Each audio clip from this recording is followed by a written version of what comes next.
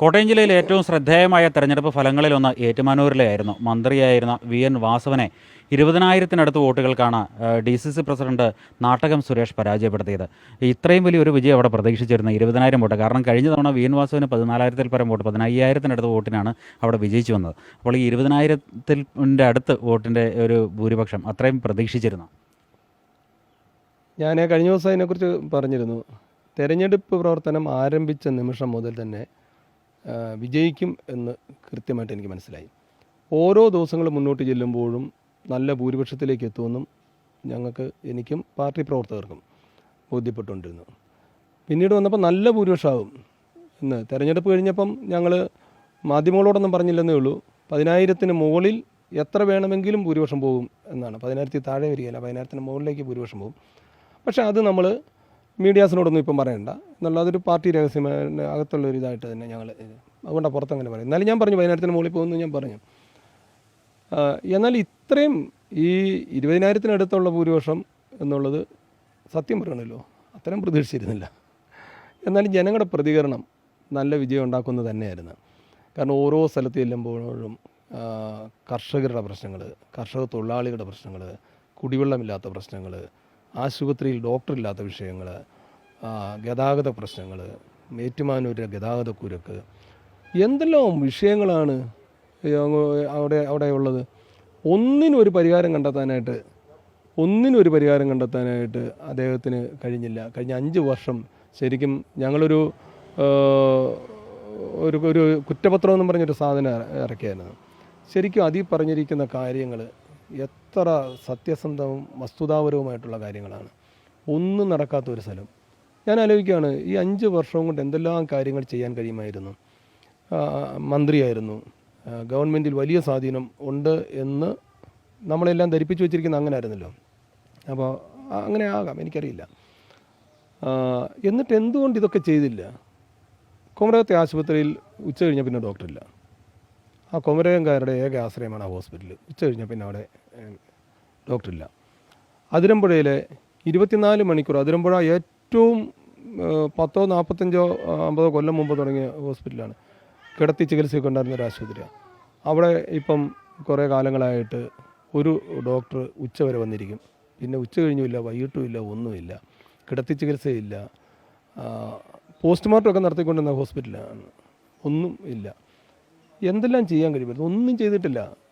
അപ്പോൾ ഈ എല്ലാ പഞ്ചായത്തുകളിലും UDF അല്ലെങ്കിൽ നാട്ടകം സുരേഷിന് തന്നെയാണ് ലീഡുള്ളത്. ഒരു പഞ്ചായത്തിൽ പോലും, അതായത് ഇടത് കോട്ടയം എന്ന് പറഞ്ഞിരുന്ന കുമരകം, തിരുവാർപ്പ്, അയ്മനം ഇപ്പോൾ അവിടെയൊക്കെ ഭരണം പോയി, കുമരകത്തൊക്കെ ഭരണം പോയി. എന്നാൽ പോലും ഇത് ഇടത് കോട്ടയാണ്. നിയമസഭാ തെരഞ്ഞെടുപ്പിൽ, തദ്ദേശ തെരഞ്ഞെടുപ്പിലുണ്ടായ ഒരു പ്രശ്നം ഉണ്ടാവില്ലെന്നാണ് പറഞ്ഞിരുന്നത്. അവിടെയെല്ലാം വലിയൊരു മുന്നേറ്റമാണ് ഉണ്ടായത്. എന്താണ് അവിടെ ഇടത് വോട്ടുകൾ എങ്ങനെയാണ് എത്തിയതെന്നാണ് കരുതുന്നത്? കഴിഞ്ഞ തവണ കുമരകം, തിരുവാർപ്പ്, അയ്മനം ഈ 3 പഞ്ചായത്തിലായിട്ട് കഴിഞ്ഞ തവണ 13,500 വോട്ടിന് മുകളിൽ LDFന് ലീഡുണ്ടായിരുന്നു, ഇദ്ദേഹത്തിന് ലീഡുണ്ടായിരുന്നു. ഈ പ്രാവശ്യം ആ 3 പഞ്ചായത്തും UDFന് ലീഡാണ്. നീണ്ടൂർ ഒരു UDF പഞ്ചായത്ത് ഭരിക്കുന്നെങ്കിലും അതൊരു LDF ഒപ്പം UDF LDF ഒപ്പം നിൽക്കുന്നതാണ്. പക്ഷേ അവിടെ എനിക്ക് 1,200ഓളം വോട്ടിൻ്റെ ഭൂരിപക്ഷമാണ് UDFന് ഈ പ്രാവശ്യമുള്ളത്. എല്ലാ നഗരസഭ, അതിരമ്പുഴയിലൊക്കെ ജനങ്ങളെ വലിയ തോതിൽ തെറ്റിദ്ധരിപ്പിക്കാനുള്ള ശ്രമം നടന്നു. പക്ഷേ എനിക്കൊരു സന്തോഷം, ജനങ്ങൾ കൃത്യമായി നേരിൻ്റെ വഴി തിരഞ്ഞെടുത്തു എന്നുള്ളതാണ്. കാപട്യങ്ങളെ തിരിച്ചറിഞ്ഞു, തെറ്റിദ്ധരിപ്പിക്കുന്ന പ്രസ്താവനകളെ തിരിച്ചറിഞ്ഞു, പലതരത്തിൽ സ്വാധീനിക്കാൻ ശ്രമിച്ചു, അതിനെ അവർ അവഗണിച്ചു. അവർ കൃത്യമായി ജനാധിപത്യ ബോധം ഉയർത്തിപ്പിടിച്ചുകൊണ്ട് ശരിയുടെ പക്ഷത്ത് നിലയുറപ്പിച്ചു എന്നുള്ളതാണ് ഈ തെരഞ്ഞെടുപ്പ് വിജയത്തിൽ ഏറ്റവും പ്രധാനപ്പെട്ടത്. അത് അവിടുത്തെ വോട്ടർമാരുടെ രാഷ്ട്രീയ പ്രബുദ്ധതയെ ഞാൻ കൈകൂപ്പി നമസ്കരിക്കുകയാണ്, അവരുടെ രാഷ്ട്രീയ പ്രബുദ്ധതയെ. കുമരകത്തും തിരുവാർപ്പിലും ഒക്കെ കോൺഗ്രസും CPM എന്ന നിലയിലാണെങ്കിൽ ഈ വോട്ട് വരികയില്ല, മനസ്സിലായില്ലേ? അപ്പോൾ എല്ലാ പാർട്ടിക്കാരും എല്ലാവരും എനിക്ക് UDFന് വോട്ട് ചെയ്തത്. അപ്പം അവരുടെ രാഷ്ട്രീയം അവർ മാറ്റി വെച്ചിട്ടുണ്ട്. അവരുടെ മറ്റെന്തെങ്കിലും ചിന്താഗതികളോ ഉണ്ടായിരുന്ന കാഴ്ചപ്പാടോ അതെല്ലാം അവർ മാറ്റി വെച്ചിട്ടുണ്ട്. എന്നിട്ട് അവർ ശരിയുടെ പക്ഷം തിരഞ്ഞെടുത്തു. അതൊരു വലിയ രാഷ്ട്രീയ പ്രബുദ്ധതയുള്ള ജനതയ്ക്ക് മാത്രമേ അങ്ങനെ ചിന്തിക്കാൻ കഴിയുള്ളൂ. ഒരു ശരിയുടെ മാർഗം ആലോചിച്ച് തീരുമാനം എടുക്കുക എന്ന് പറയുന്നത്, അതാണ് കുമരകത്ത് നടന്നത്. പിന്നെ അവിടുത്തെ പ്രശ്നങ്ങൾ ഞാൻ മുമ്പേ പറഞ്ഞ പോലെ 2 ദിവസം അടുപ്പിച്ച് മഴ പെയ്താൽ വെള്ളം പോകും. ജനങ്ങളെല്ലാം സർക്കാർ സ്കൂളിൻ്റെ വരാന്തയിൽ കയറുക അന്നേരം തന്നെ. 4 ചുറ്റും വെള്ളമാണ്, പക്ഷേ കുടിക്കാൻ ഒരു തുള്ളി വെള്ളമില്ല. വേനൽക്കാലത്ത് പോലും കുടിക്കാൻ ഒരു തുള്ളി വെള്ളമില്ല. ചികിത്സയ്ക്ക് മെഡിക്കൽ കോളേജിലോ കോട്ടയം ജില്ലാ ആശുപത്രിയിലോ എത്തണം. അവിടുത്തെ ആശുപത്രിയുടെ സ്ഥിതി വളരെ ദയനീയമാണ്. കർഷകരുടെ പ്രശ്നങ്ങൾ, ഒരു കാർഷിക മേഖലയാണെന്ന് അറിയാമല്ലോ. കർഷകരും കർഷക തൊഴിലാളികളുമാണ് ബഹുഭൂരിപക്ഷവും. നെല്ല് ഞാനും ഒരു കൃഷിക്കാരനായതുകൊണ്ട് എനിക്കറിയാം. നമ്മൾ നിലം ഒരുക്കുമ്പം തൊട്ട് വിത്തിനെ സമരം ചെയ്യണം, സബ്സിഡിക്ക് സമരം ചെയ്യണം, നെല്ലെടുപ്പിക്കാൻ സമരം ചെയ്യണം, പൈസ കിട്ടാൻ സമരം ചെയ്യണം. ഒന്നിലും ഇടപെടുന്നില്ല. 12 കിലോ കിഴിവൊക്കെ കൊടുക്കണമെന്നുള്ള നിലപാട് ആണ് ഗവൺമെൻറ്റിൻ്റെ ഭാഗത്തു നിന്നുള്ള അധികാരികളും ഇദ്ദേഹത്തിൻ്റെ ഭാഗത്തു നിന്നും ഒക്കെ ഉണ്ടായിട്ടുള്ളത്. 12 കിലോ കിഴിവ് കൊടുത്തു കഴിഞ്ഞാൽ എങ്ങനെ പിന്നെ കൃഷി അല്ലേ തന്നെ കൃഷി ചെയ്യാൻ ചെയ്തിട്ട് കാര്യമില്ല. അല്ലേ തന്നെ നഷ്ടത്തിലാണ്. ഞാനിപ്പോൾ 2 വർഷമായിട്ട് ചെയ്യുന്നില്ല, എൻ്റെ തിരക്ക് മൂലം ചെയ്യാത്തതാണ്. ഞാൻ കൃഷി ചെയ്യും. 1 രൂപ പോലും കഴിഞ്ഞ ഒരു 8-10 വർഷമായിട്ട് കൃഷി ചെയ്തിട്ട് 1 രൂപ പോലും നമ്മുടെ കഷ്ടപ്പെടുന്നതിൻ്റെ ഒരു കൂലി പോലും നമുക്ക് കിട്ടുന്നില്ല എന്നുള്ളതാണ് സത്യം. മറ്റൊരു വിഷയത്തിലേക്ക് വന്നു കഴിഞ്ഞാൽ ഇവിടെ ഏറെ നാളുകൾക്ക് ശേഷമാണ് ആ മണ്ഡലത്തിൽ കൈപ്പത്തി ചിഹ്നത്തിന് വോട്ട് ചെയ്യാൻ ആളുകൾക്കൊരു അവസരം വരുന്നത്. അതിൻ്റെ ഒരു പ്രയോജനം ഉണ്ടായെന്നാണ് കരുതുന്നത്. മറ്റൊന്ന്, ഏറ്റവും പ്രധാനം ഈ സമയങ്ങളിൽ, ഈ പ്രഖ്യാപനത്തിൻ്റെ ഒക്കെ സമയങ്ങളിൽ അത് കോൺഗ്രസ് ആയിരിക്കുമോ കേരള കോൺഗ്രസ് ആയിരിക്കുമോ അവിടെ മത്സരിക്കുക എന്നുള്ളൊരു തർക്കമുണ്ടായിരുന്നു. ഏതായാലും അവസാനം നാട്ടകം സുരേഷ് 2ാം ഘട്ട പട്ടികയിൽ വരുന്നു. അവിടെ വലിയ ഒരു ഇളക്കമുണ്ടാക്കുന്നു, ഒരു ചലനമുണ്ടാക്കുന്നു. അപ്പോൾ ഈ കൈപ്പത്തിക്ക് അവിടെ വോട്ട് ചെയ്യാൻ കഴിഞ്ഞതിൻ്റെ ഒരു മാറ്റവും അവിടെ പ്രകടമായിട്ടുണ്ടോ? ഈ 2ാം ഘട്ട ലിസ്റ്റ് എന്നുള്ളതല്ല, ആദ്യം മുതൽ തന്നെ അവിടെ പരിഗണിക്കപ്പെട്ട പ്രധാന ഒരു പേര് എൻ്റേതായിരുന്നു. പിന്നീട് ചില പാർട്ടി ഒരുപാട് കാര്യങ്ങൾ പരിഗണിച്ചിട്ടാണല്ലോ, ഒരുപാട് ചർച്ചകൾ ചെയ്ത് ഒരുപാട് കാര്യങ്ങൾ ഒക്കെ നോക്കിയിട്ടാണ് സ്ഥാനാർത്ഥികളെ തീരുമാനിക്കുന്നത്. വളരെ പ്രധാനപ്പെട്ട കാര്യമല്ലേ. പിന്നീട് വന്ന ചർച്ചയിൽ കാഞ്ഞിരപ്പള്ളി കൂടി എൻ്റെ പേര് ചർച്ച ചെയ്യപ്പെട്ടു. അത് കഴിഞ്ഞ് വീണ്ടും ഏറ്റുമാനൂർ തന്നെ സ്ഥിരീകരിച്ചു. അവിടെ കൈപ്പത്തി വന്നത് സ്വാഭാവികമായിട്ട് കോൺഗ്രസിൻ്റെ വോട്ടർമാരിൽ വലിയൊരു ആവേശം ഉണ്ടാക്കിയിട്ടുണ്ട്. അതൊരു സത്യമാണ്. പക്ഷേ കഴിഞ്ഞ കാലങ്ങളിൽ UDFൻ്റെ ഭാഗത്ത് നിന്ന് മത്സരിച്ചുള്ള സ്ഥാനാർത്ഥികൾക്ക് കോൺഗ്രസ് തന്നെ മുൻപന്തി നിന്നുകൊണ്ടുള്ള തെരഞ്ഞെടുപ്പ് പ്രവർത്തനങ്ങളെല്ലാം നടത്തിയത്. പക്ഷേ അല്ലാതെ കൈപ്പത്തി അല്ലെന്നും പറഞ്ഞ് തെരഞ്ഞെടുപ്പ് പ്രവർത്തനങ്ങൾക്ക് കുറവൊന്നും വന്നിട്ടില്ല. പക്ഷേ കൈപ്പത്തി വരുമ്പോൾ അത് പിന്നെ സ്വാഭാവികമാണല്ലോ, അങ്ങനെ ഒരു വികാരം ഉണ്ടാകുമല്ലോ. അത് നല്ല രീതിയിലുണ്ടായി.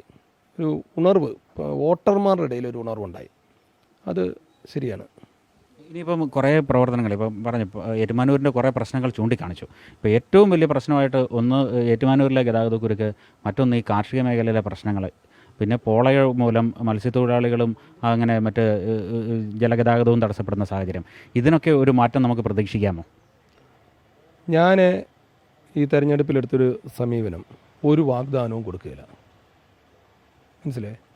തെരഞ്ഞെടുപ്പിൽ ഒരു സ്ഥാനാർത്ഥിയോട് ചോദിക്കും അമ്പുളിമാമനെ പിടിച്ചു തരാമെന്ന് ചോദിച്ചു കഴിഞ്ഞാൽ ഇലക്ഷൻ കഴിഞ്ഞാൽ അന്ന് വൈകുന്നേരം, അതുവരെ തിരക്കാണ്, അന്ന് വൈകുന്നേരം തന്നെ പിടിച്ചുകൊണ്ടുവരാമെന്ന് പറയും. ഞാൻ അങ്ങനത്തെ ഒരു മോഹന വാഗ്ദാനവും ആർക്കും കൊടുത്തില്ല.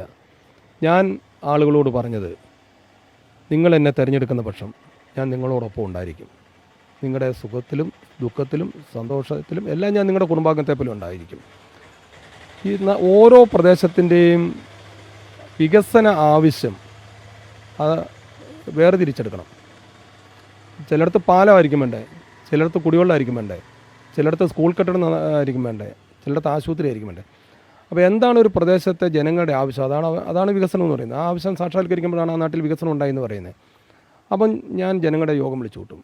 പഞ്ചായത്ത് ഭരണസമിതിയായിട്ട് ബന്ധപ്പെട്ട് തദ്ദേശ തെരഞ്ഞെടുപ്പിൽ വിജയികളായിട്ടുള്ള ആളുകളെയൊക്കെ പങ്കെടുപ്പിച്ചുകൊണ്ട് ഓരോ പ്രദേശത്തും യോഗം വിളിച്ചു ചേർത്ത് അവിടുത്തെ പ്രശ്നങ്ങൾ എന്തൊക്കെയാണെന്ന് മനസ്സിലാക്കി അതിനൊരു പ്രയോറിറ്റി ഉണ്ടാക്കി വിദഗ്ധന്മാരുമായിട്ട് കൂടി ആലോചിച്ച്, ഈ ഓരോ മേഖലയിലും നല്ല അറിവുള്ള ആളുകളുണ്ട്, നല്ല വിദഗ്ധന്മാരുണ്ട്, അവരുമായിട്ട് കൂടി ആലോചിച്ച് അവരുടെ അഭിപ്രായം കേട്ട് പ്രോജക്റ്റുകൾ തയ്യാറാക്കും. ആ പ്രോജക്റ്റുകളുടെ കുറിച്ച് പിന്നെ ഹിതപരിശോധന നടത്തും. ആളുകളുടെ അഭിപ്രായം തേടും. കാരണം ഒരു പദ്ധതി നടപ്പാക്കുന്നത് 500 കൊല്ലം മുന്നിൽ കണ്ടുകൊണ്ട് വേണം മിനിമം എന്നാണ് എൻ്റെ ഇത്. ഇപ്പം നമ്മുടെ പല റോഡുകളും പാലങ്ങളും എടുത്ത് ഒരു വണ്ടിക്ക് കടന്നു പോകാനായിട്ട് പറ്റിയില്ല. ഈ നമ്മുടെ വാഹനങ്ങൾ പെരുകി വരുന്നു, അതിനനുസരിച്ചുള്ള റോഡുകളല്ല നമുക്ക് ഉള്ളത്. അത് ദീർഘവീക്ഷണത്തിൻ്റെ സ്ഥലപരിമിതികളുടെ പ്രശ്നം ഉണ്ടാകാം, പക്ഷേ വലിയ ദീർഘവീക്ഷണത്തോടെ വേണം. ഇനി 500 കൊല്ലമൊന്നും പോലും ഒരു 10-200 കൊല്ലെങ്കിലും കാണട്ടെ ഈ ചെയ്യുന്ന കാര്യം ജനങ്ങൾക്ക് വേണ്ടതാണെന്നുള്ളത്. അപ്പോൾ അങ്ങനെ ദീർഘവീക്ഷണത്തോടു കൂടിയുള്ള പദ്ധതികൾ നടപ്പാക്കി. എന്തായിരുന്നാലും ഞാൻ ഒറ്റയ്ക്കല്ല, ഞാൻ ഇതിൻ്റെ മുന്നിൽ നിൽക്കും. ജനങ്ങളായിരിക്കും, ജനങ്ങളെ സംഘടിപ്പിച്ചുകൊണ്ട് അവരുടെ പദ്ധതികളാക്കി മാറ്റും. എല്ലാ വികസന പ്രവർത്തനങ്ങളും ഇനി ഏറ്റുമാനൂരിൽ നടക്കുന്നത് ജനങ്ങളുടെ വികസന പ്രവർത്തനമായിരിക്കും. ഞാനെന്ന വാക്ക് അവിടെ ഉണ്ടാകുകയില്ല, ഞങ്ങളെന്ന വാക്ക് അല്ല നമ്മളെന്ന വാക്ക് അതായിരിക്കും ഇനി ഉണ്ടാകുന്നത്.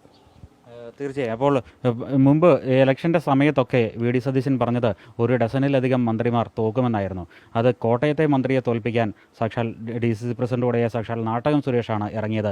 20,000-ഓളം വോട്ടുകളുടെ ഭൂരിപക്ഷത്തിൽ അവിടെ വിജയിക്കുകയും ചെയ്തു. ഇനി ജനങ്ങൾക്കൊപ്പം നിന്നുകൊണ്ട് ജനങ്ങൾ ആവശ്യപ്പെടുന്ന അല്ലെങ്കിൽ ജനങ്ങൾ ആഗ്രഹിക്കുന്ന വികസനം നടപ്പാക്കാൻ പൂർണ്ണമായും ശ്രമിക്കുമെന്ന് തന്നെയാണ് അദ്ദേഹം പറയുന്നത്.